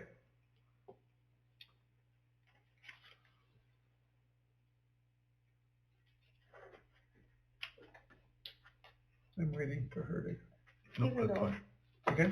okay? Cell phone reimbursement. You wanna do that, Keith? Or want me to? Came through HR. What were like the details of what we decided?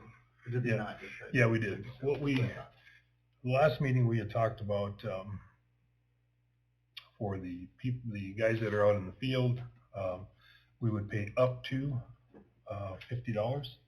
There was also some discussion in the last 2-3 months on the office staff as far as having a partial reimbursement for cell phone. And so we asked them to, bring us in more information as far as how much they use it, the type of need is. And so they brought up different instances, some in the past and some very recently where they have used their cell phones. So we are coming with a recommendation to reimburse the office staff up to $25 a month for the cell phone usage. And I'll just add my comment to that. But right away I was like, okay, this doesn't make sense because they have an office phone, they have a computer that has their communication, Slack and that sort of thing. So it doesn't really make sense that, because I see it as a tool, right? So you would, you the company would buy your office people drills, in the field and that sort of stuff. But it made sense once we kind of talked to our smart individuals in a small town. People have their numbers, because they know these people, you know, so they get phone calls after work, they have to handle this stuff, hey, could you run over here, hey, could you do this, so we don't exactly pay overtime for that, and they aren't exactly required to answer those phone calls, obviously, but it's just given the more small community that my mind has changed to that information. So that's why I think just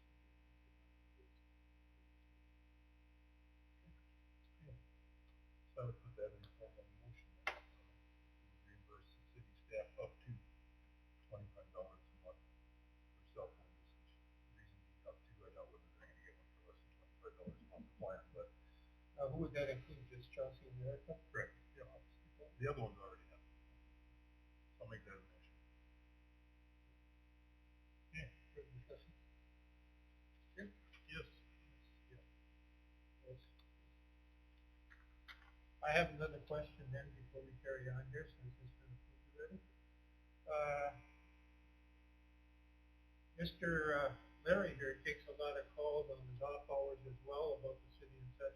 He does not. But I just, okay, forget about it. Thank you. Okay.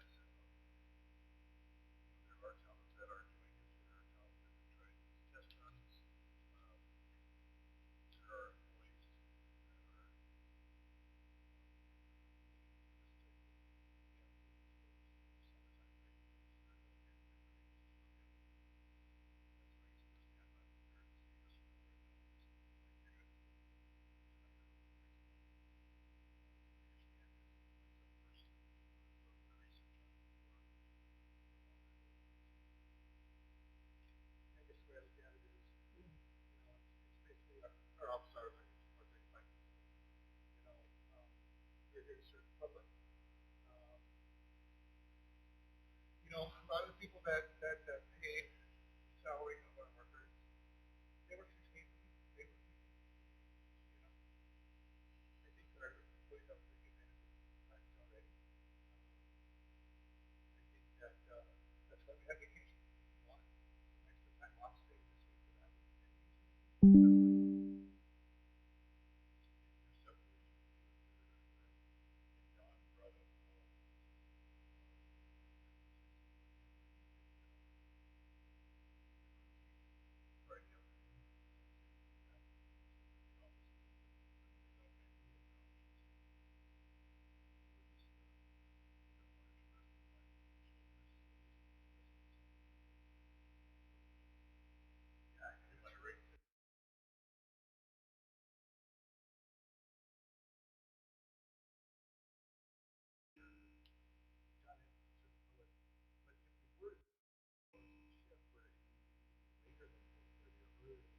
Be open, which would then allow people before their own jobs to pop in real quick or come in after and that sort of stuff. And I know that they've done some tracking and stuff like on Fridays, and the utilization of our facilities is probably at an all-time low.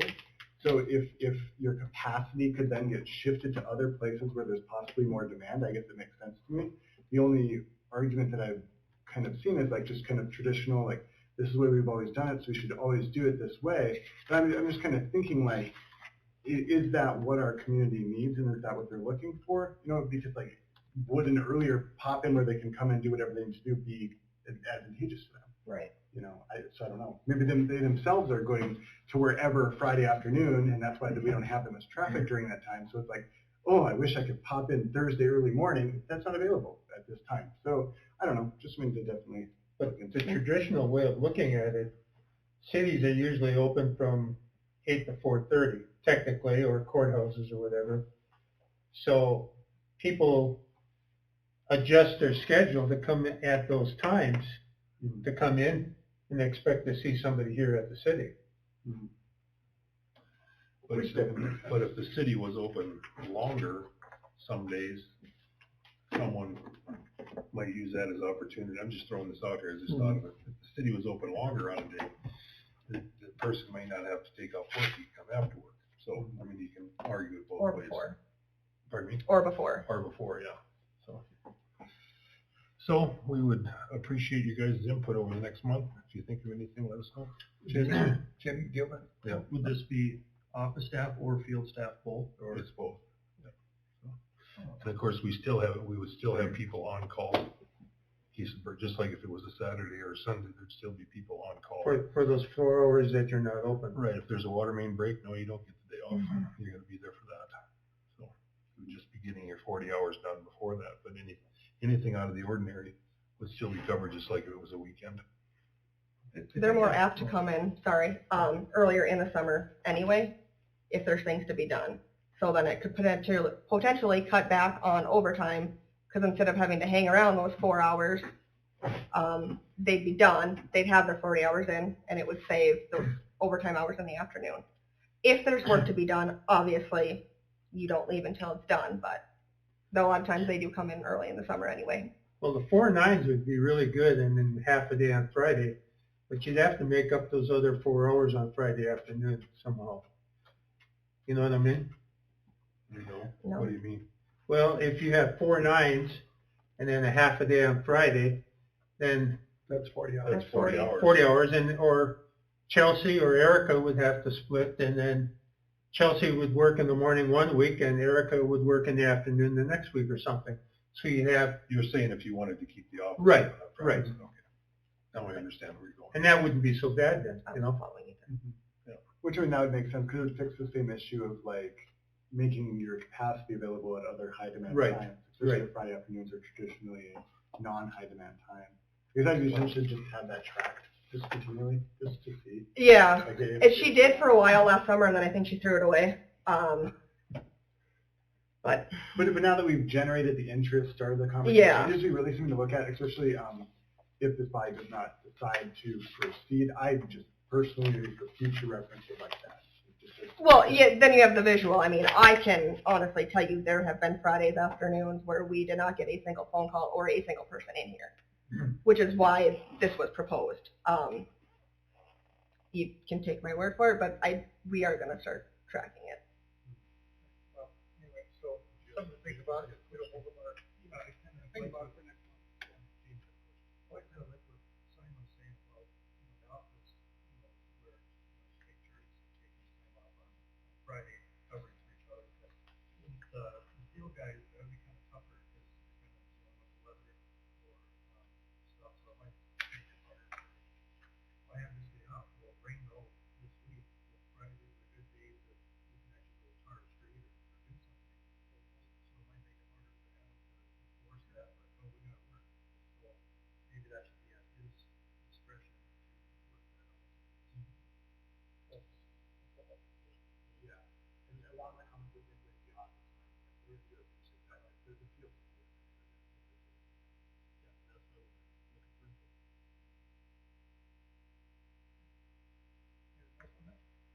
I don't. Okay. Chelsea? So, we have an employee resignation, says, I am hereby submitting my resignation from the city of Washburn effective today. My last day will be March 22nd, 2024. Thank you, Matt Richard. I move to accept his resignation and last day of March 22nd. I'll second that. Kim? Yes. Amy? Yes. Yes. Then I would move that we would open that position. That's what you want, right? We have a second? Second. Okay. Discussion? Tim? Yes. Yes. Yes. And there is a job description in here. Oh, Yeah, I yeah. didn't update it. Right. What do you want for a deadline time frame? Oh, what's today? Today's the 11th. 3 weeks? I don't know. 3 weeks enough? Too much? I don't know. What did we do last time? We would go and then we'd extend it if we had. to. Yeah. Well, that's true. Yeah. Let's do the 3 weeks and then extend it. Yeah. I think we did it 4 weeks last time, then we extended it. I would like to extend it at least to the next commission meeting. Right. Another month. So till April 5th. I can do that. That'll be 4 weeks from today, roughly 1, 2, 3, 4 weeks. Yeah, April 5th, we do April 5th. And then if we have someone and we need to get I more, have to then we get can it in always right do away it. So, tonight. Yeah. Yeah. Or is that too long? I mean, if somebody's looking for a job, sometimes, the longer you stretch it out. that's a good Are you point. assuming this is going in this week? Might not make it. Well, might not make it this week. Yeah, Yeah. right. Well, I have to submit it tonight, so I need to know. Okay, so let's go April 5th, that'll give us 3 weeks. Okay. Let's do that. That's good. Yeah, that's a good point. You don't want to extend it too long either. Then you might lose someone because they're waiting for an interview or whatever. We have lost people in the past because we Extended it too far. Yes. Okay. All right. Thank you. In the paper recently, other towns have been looking for maintenance employees, and I like how they had their ad. You could check with that ad in the Leader News. I liked how they had all the little box. It looked really nice. Really good. Smart. Something to look at just for when we put our ad in, so. I'll let you guys handle that though. And then, We'll just take their ad and change the name. there you go. Let me know when you're ready, Chelsea. I'm ready. Okay. Temporary employment tarring. Possibly with the weather, if it doesn't snow again this week, they are looking to start tarring on Wednesday. There's 2 guys that have committed to helping. So I guess we're just looking for approval to have temporary help at 20? About to 20. Are you 20 an hour? Are you looking to hire more than 2? You were talking 3 at one time. I think just 2, isn't there? I think 2 would be fine. Okay. Even though we're losing somebody? Well, he was. He'll be here for it. If we can tar this week, Okay. he'll be here. Okay, I would move that, I would move to hire temporary employment for tarring.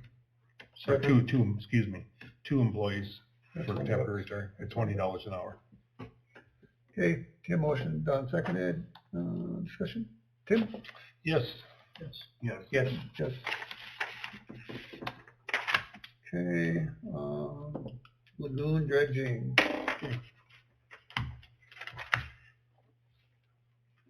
You can help me out here, Adam? Yep. We met, we've had a busy month with water and sewer. Don and I met with Chelsea and Adam on some other things that will come up next month.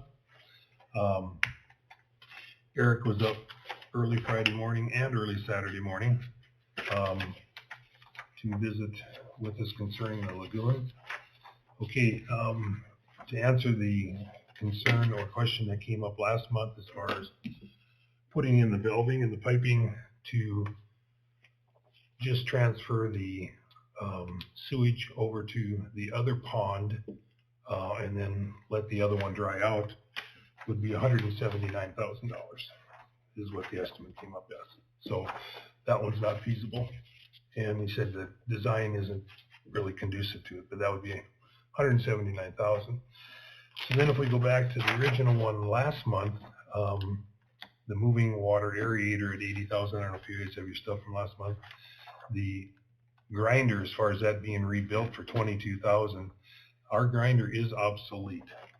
So Adam is still looking to see if we can find parts for it. If not, that price will go up because we'd have to replace the grinder. On Saturday early, like 7:45, he came up and Zach and I and Adam and Eric with two gentlemen from South Dakota came up and he looked at our dredging pond. He thought it was a lot bigger than it was. So anyway, he would, instead of $64,000, it'd be $19,200. And he split it down 3 different ways. He had the pond at, I believe it was 15,000. I don't have my phone. Do you have that? 15,500, I think it was. Well, and then, pardon me? 15.5, I think it was. 15.5. And then. That's if we provide the tractor. Right. Right. So 15.5. What he did is he got a hold of Eric today. Eric's flying helicopters, so then he sent us the quote. So you take 15.5, 2,500, and then 12. The way that is split down is that he has a 60-foot wand agitator that goes in there and it stirs everything up. And they fill the pond to about 2 feet to the top. They go in there and help me out if I got this wrong. They stir it all up, get it floating, and then they pump the top off into the other pond. And then what he'll do is he'll leave for a few days usually and let all that stuff settle. And then what he does is that the stuff that's on top of the pond that he pumped it in can be taken off down the manhole to the lift station and then out into the lagoons. So what he'll do is he'll check then to see if it needs a second round. If it needs a second round, that's what the $1,200 is for. Mm-hmm. He said if we could find someone takes 250 horsepower PTO with the big 1,000 on it, that if we could provide a tractor, he would subtract 2,500 because he doesn't have to bring a semi, and transport it up here. The rest of his stuff he has on a trailer behind a dually pickup. So anyway, I visited with RDO. That's nothing that they were overly interested in because, and I can see their point, because the only thing they lease are new tractors. And for the 10 or 12 hours that they would put on it, it wouldn't be cost efficient for them, so. And I know I visited with Chris Tresvik, his is only 135, but like Chris said, and he made a good point, if it isn't that much, which 2,500 isn't, you'd be better off just paying him to use his tractor. Like Chris said, he's familiar with his equipment. If he lands it in the pond, he landed in the pond. We don't have to drag somebody else's tractor out of the pond. I don't know if that's covered in the lease. So I guess my recommendation would be is that we would okay this dredging for the maximum would be 19,200. It'll be 18,000 if he doesn't have to go in there again, but chances are he will. So my recommendation is that we would go with Amos. So, Did you also include that he'll come back and take the stuff out as well? No, He won't. No, that has to be done separately. Right. Yeah, that has to be done separately. That has to dry. It has to get. There's only certain state-approved haulers, but he said you might be surprised, just like last time, to put it into that pond. By the time it all settles and everything's out of there, you may not even have to pull it out. And Eric agreed. And as far as references, I visited with Eric afterwards, and he checked a lot of his references. He said he's actually done work for A2S, and people are very pleased with the way he does stuff. So, but I thought it was very reasonable. So, Price is right. I mean, Yeah. I expected it to be 3 times that much. Yep. you know. so, but that would just be just putting it in a pond on and leaving it there, because it's got to dry down before it can even be dealt with. But he said, like last time, it may not put that big a dent in there, so we can determine that at a later date. So I would move that we would hire Amos. I left my phone. Amos Woolman, for the dredging of the irrigation pond. I'll second. Yep. Discussion, did he say, when he could possibly make it? He'd be up here early this summer, is what he had said, right? Nice. Yep. Okay. Yeah, probably in May or June. After planting. Yeah, he farms too, Yeah. so he would come after he's done planting. Further discussion, anyone? Tim? Yes. Yes. Yes. Yes.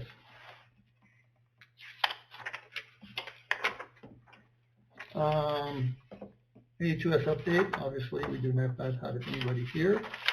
Eric did come up on Friday and discussed a few things with him and myself. I believe you have a sheet in front of you.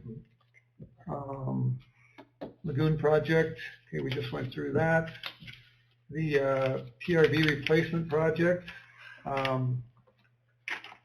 the estimate on that would be $285,000. But what they need to do first, they need to run a hydraulic model, you know, of our system and, you know, different things like that, which could, you know, mean possibly having to put in some larger water main somewhere, you know, because they have to deal with high service and low service, you know, for fire protection and make sure there's enough volume, you know, a lot of different things. So yeah, so we need them to go ahead and do that hydraulic model. I think that pretty much covered that part of it, didn't it, Tim? Yep. And then I think we told them to go ahead and do that, right? Or do we need to vote on that?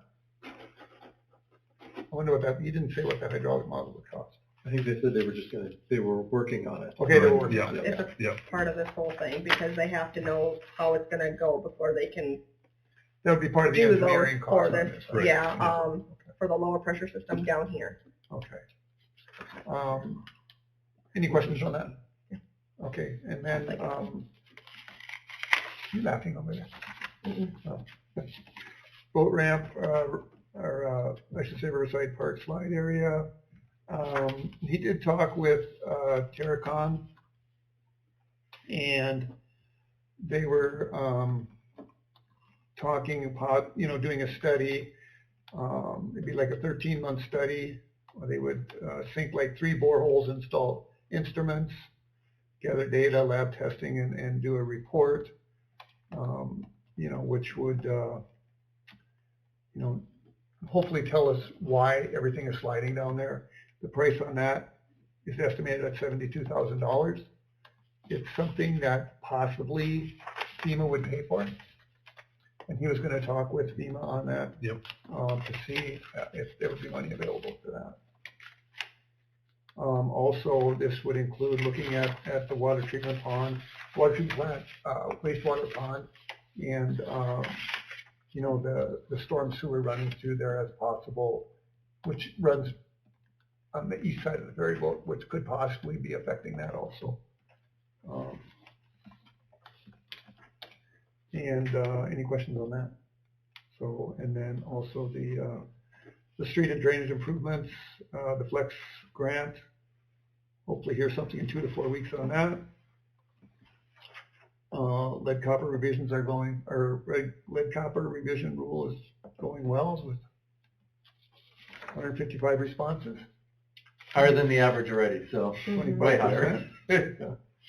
That's pretty good. Closes on, it closes on the 22nd. Everybody done theirs yet? Nope. Jim, you're not shaking your head yet. I'll have to check with Jenny, I'm not sure. What's that? How about you guys? The lead copper, We have to turn something in? Mark? You Yeah, you have to do the survey. I have to do that survey, still have to send it in. even if I have copper? Mhm. Yeah, you still have to send it in. If you Well, I don't, haven't sent it in. if you don't do it, it'll go in as Was unknown, unknown. Yeah, and then they have to investigate it later on. So the more people that do it, Yeah, and have documentation of whether it's lead or not, the better we are as a city.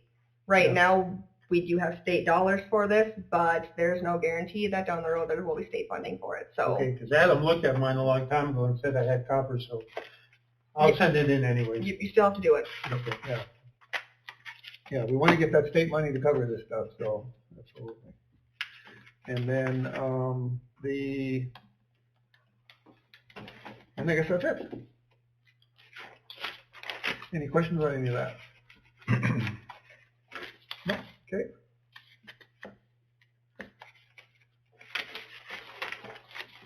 With that, we will move on to portfolios. Mr. Doctor? Yeah, and Adam might touch on this too, so you get double, but the only thing I can think of is that along with the lagoon dredging, Adam is checking on parts for that, like I said, that grinder, whether we can fix it or it has to be replaced. And then also the replacement of the aerator, would be futuristic too, that we would want to discuss probably next month. You know that aerator, if you get all that crap out of there and raise the pond up a little bit, it might. Yep. It might last a lot longer. Well, that was gonna be the next thing I was gonna say, is that's, and part of the discussion is that, if we ever get that thing all cleaned out, Yeah. See how it and goes, get yeah. it dredged, like you say, and get the grinder working properly, we may be able to get by without. You might be able to get by, 2 to 5 years. Yeah, I mean, yeah. possibly. Yeah, that was gonna be my next part of is that if that's the option, it would save $80,000. So, Yeah. And that, the pump for that aerator was recently rebuilt, so Mhm. it should Yeah. last for Yeah. a lot longer. So if we can just get the sludge out of Get there, it sludged and then raise the level of foot. Yeah. And again, so we can save ourselves some money there too. perfect. Okay, that's all I got. Jay? Yeah, no, just, Dean Berquist had a question about, as far as maintenance of the floor over there, if there's anything kind of set up with maybe the lady over there, if she's, got like a maintenance program as far as keeping the floor up to par. So we've talked a bit about the floor. I know we've got that microfiber cleaning cloth in there, at least we're scrubbing it. Yeah. There's not supposed to be water on the floor. We've noticed the floor has seen noticeable usage on it. You can see that there's been some scratches and whatever, which is obviously going to happen on a publicly usable floor. We've been talking about maybe having these guys come up and look at it and see how often we need to resurface it. I think originally they said 1 to 2 years. Maybe we need to have them look at it at the 6-month mark. Just because of the way it's used. It's not being used as a basketball gym. It's being used as a public facility. So it's very different. So if we need to, have that maintenance done on it more often, which is probably, we should look at that. So how often, or when do you think would be the good time to have them come up here? I suppose in Anytime June, probably, July. yeah. June, July? But It's about the 6-month mark. Yeah. So you're talking about, so there really wouldn't be basketball and stuff in there at that time, or, I guess it really wouldn't matter. I mean, hopefully there'll be some weddings and stuff in there, but you can always work around that, so. Yeah. And there wouldn't be any walking, so that would be good. Like at the school, their gym floor, they're very protective of it. It's just used as a gym floor. Mhm. They have coverings during proms where we have a gym floor that's being used as multi-purpose, so it's gonna get a lot more wear. It is. Yeah, so, but at least it's a good solid floor now versus the old one.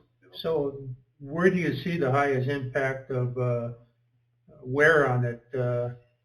What type of events? Oh, probably, weddings, the whatever that. Ducks the Unlimited duck just thing. had Thank you. I couldn't think of the name of Right. it. When we have walkers in there, when we have basketball people in there, they bring different shoes. They bring their walking shoes, their gym shoes. You can't really expect, a 100, 200 head group to bring in different shoes. It's just not Right, gonna. right. It's not viable. But the tables don't bother the floor that much, picking The them up and tables are, taking them down? they have feet on them, which are nice. Right. I think it's probably more outside shoes that, you get rocks stuck on the bottom and Well, dancing too, I think at a wedding dance would be really tough on the floor. Yeah, you bring in sand and then you're moving around on Yeah. the sand, and it's, the tables, the chairs, they've got rubber tips on them, which are nice, but even then you've got the sand, you got the rocks, you get one right on there, you're gonna scratch it up. And if you're over there and if you look at the floor just right with the lighting, you can see the scratches that are already forming. Yeah. So Question, any of the new chairs shown up yet? I believe they started showing up. Gary, do you know? I don't know. Oh, okay. I'm not sure. Okay. Just curious. My only thought, I guess, to go with Jamie on the upkeep of that is after we hit this 1 year mark, what are we gonna do to clean it? I know there's been talks of scrubber yes, scrubber no, but once we can start getting water on that, we've hit that 1 year mark, I think that is something we're gonna have to discuss of how we're going to, keep it clean. So the water's only for the first year? Yes, because that floor is expanding, so if that Okay. water gets in there, it's gonna prevent that, so they don't want Okay. a bunch of water sitting on that floor piled. Obviously, you can't prevent no water getting on there, but not an abundance of it so that it seeps into the cracks. What's the school use on there for? They have a scrubber thing that, I haven't been up there for years. they seem to have some sort of microfiber cloth like we do. So what's the cost of reconditioning it every 6 months then? Guess we don't know yet. I don't know. not cheap. Probably depends on how much work it needs. Initially, their recommendation was every 1 to 2 years, depending on the usage. It's a lot of usage. That's what it's for. Yep. Use. Okay. Jamie, anything else? No, that's it. I'm looking on, well, Candy submitted her library report, which was really excellent, all the numbers that we had skipped from last year. I do want to get that compared to last year, just for you guys. There's a lot of really great events coming up this summer. I'll have more information at the next meeting is what I'm kind of planning, because I wanted to do a comparison to Okay. last year, so. Sure. But I have the information, and I'm just working on that. So. Nothing. Oh, excuse me, also in the library that you want to mention to Adam, that again, that Oh, yes. I mentioned to Tim, who's on buildings and grounds, that by where the junior section was, there's still that So area. that one piece, yep, Yeah, Yep. yeah, just maybe ask her about it or yep. whatever. We got It's on the that. short list or something. That's on the list for the library, and then the drain in the basement we need to do some work on, so. Okay. That's all. Thank you. Nothing. Yeah, I don't really have anything important. It's just, I talked with Zach, on Friday about that crossing they have up at the school, from the parking lot over. They got a couple cones there.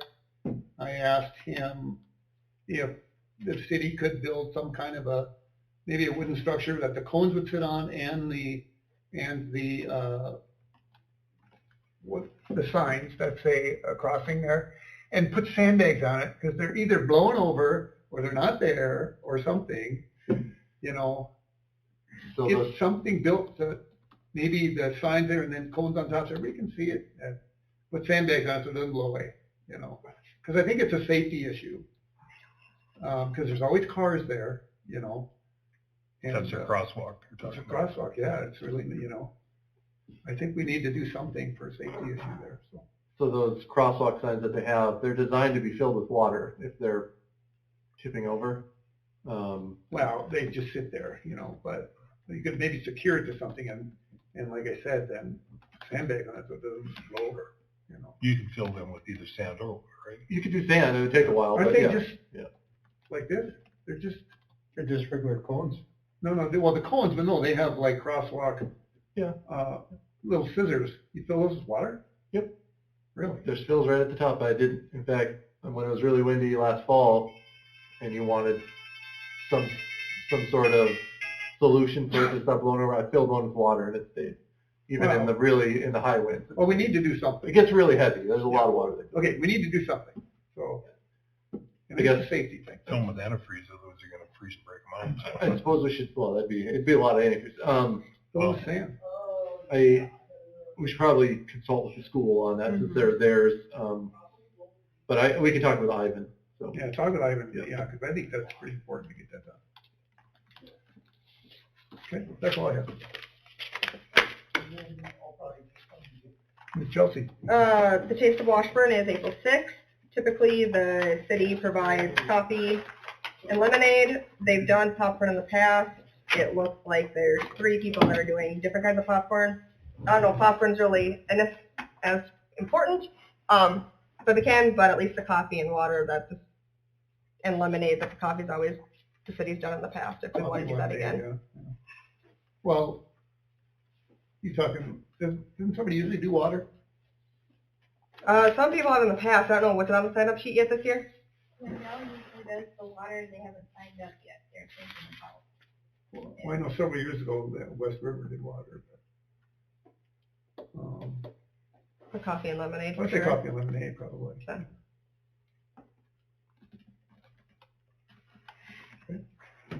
Thank you.